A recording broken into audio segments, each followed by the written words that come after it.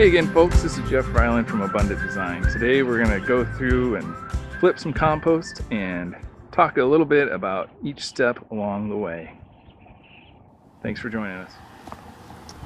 Hey guys, well here's the first bin. We've got a bunch of stuff that's kitchen waste yet, and this bin is very full. Started out last fall, put stuff in it over the winter. You can see I've got some sod from some projects I've been doing, and evidently we had some bean seeds that must have got tossed in there, and they're growing pretty well, except for I don't know exactly what they are. So they're just going to get flipped over in with the kitchen scraps and yard waste. And first we'll flip the second to the third bin.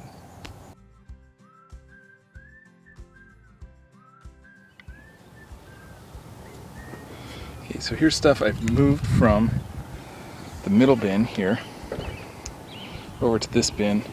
You can see there's still a little bit of grass, but as that finishes off over here, this will break down. I can even take that and throw that back over to the other one. This is pretty loose, good organic material that we can put in our beds. I'm just going to leave it in this bin here, in the third bin, as it finishes off completely, and as a good storage bunk for the finished compost. And here's the first bin. Should have been turned a while ago, but you can get that turned now. The stuff on top is the least decomposed, and I'm going to put that on the bottom over here in the middle bin, and in with some of the stuff that I'm not moving over because it's not ready. I'm also going to, as I get the first couple shovelfuls in, I'm going to mix that in with a fork, mix the stuff that I didn't get that's well composted, but mixed in with the stuff that's not quite so much, and I'll mix that in with the stuff that's not composted at all yet, and that'll be a good bacterial, fungal inoculant for that. So do that and be on our way. Okay, well, we're down maybe about a quarter to a third of the way into this first bin, and you can still see there's eggshells and some sticks and that pepper that might have fallen down through the edge. Got some grass that's still starting to grow. We got some napkins and just grapes and stuff that's still fairly recognizable. And it's going over here into the second bin, and you can see there's actually some compost that's in with the food scraps. There's a lot of pill bugs and not too many worms up this high in the bin yet, but they'll probably be in there when we get a little lower, but a lot of decomposing insects and stuff that are just helping us out with the composting process. We come over here, and you still recognize some newspaper and a napkin, but they're getting brown. They're starting to work. You can see this stuff that came with the this mesh stuff that comes when you move sod around in a suburb division.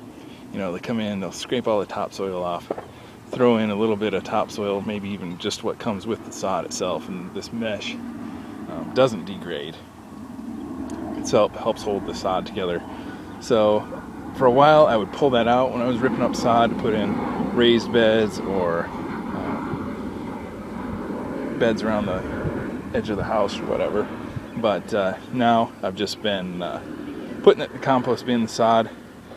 It's a lot of work to fish it out, but now that the sod's starting to decompose and stuff, it just falls out and clumps up pretty easily. So I'll grab it now and I'll throw that in the waste bin, and that's something that's just has to go to the landfill. There's no way around it. So we'll keep flipping, and as I flip, I'll grab like the bigger chunks of sod and maybe food scraps, and I'll just break it up. The more surface area you get, the more places that the bacteria and fungus and all our little helpers, our earthworms and our pill bugs and all our decomposers can have to get at that stuff to break it down. So we'll just break it up as we go as best we can.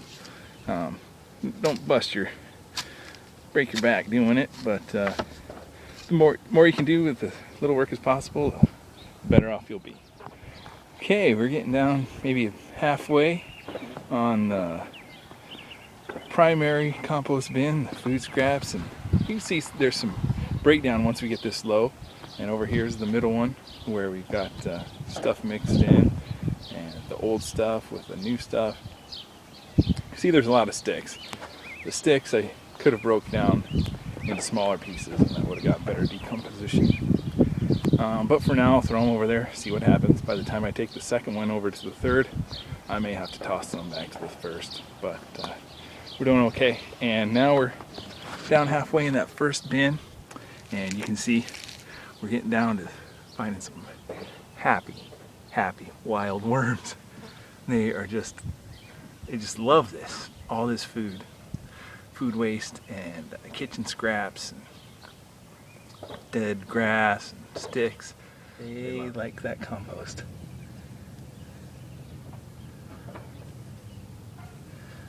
They love that. So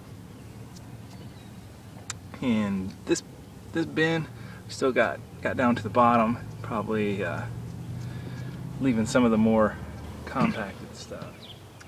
Okay, you know how we've talked about aeration and how that helps the decomposition process. I mentioned that we started this first bin in the fall of last year, and I just found a spot where there was so much compaction that stuff went anaerobic. You can see some corn stalks here. There's pumpkin seeds, newspaper from when we carved pumpkins, and that got packed down into one solid mat with no air getting to it. So you can see that no decomposition occurred there, and if you were standing right here next to me, you would appreciate the stink. That's all I can say. It is stink. And most people wonder about compost bins and how much they stink. And it doesn't stink. The first 3/4 of this pile was just a earthy soil smell and just a fresh earth. And when I cut into this pocket down of trapped moisture and pumpkin and corn stalks, that stinks. So to fix this, to fix the stink and the anaerobic breakdown, we're going to add some browns. As I move this over into the next pile, I'm going to make sure that it's mixed really well, and even take some of the finished compost from the third bin and move that back into the second bin and help the good bacteria get in there and just start breaking that stuff down, because that is bad. Stuff that's really bad I'll keep in the bottom here, and I will put some browns, some dried leaves if I can find some, and grass, and probably some of that from the dry patch in the back. And that's all there is to it.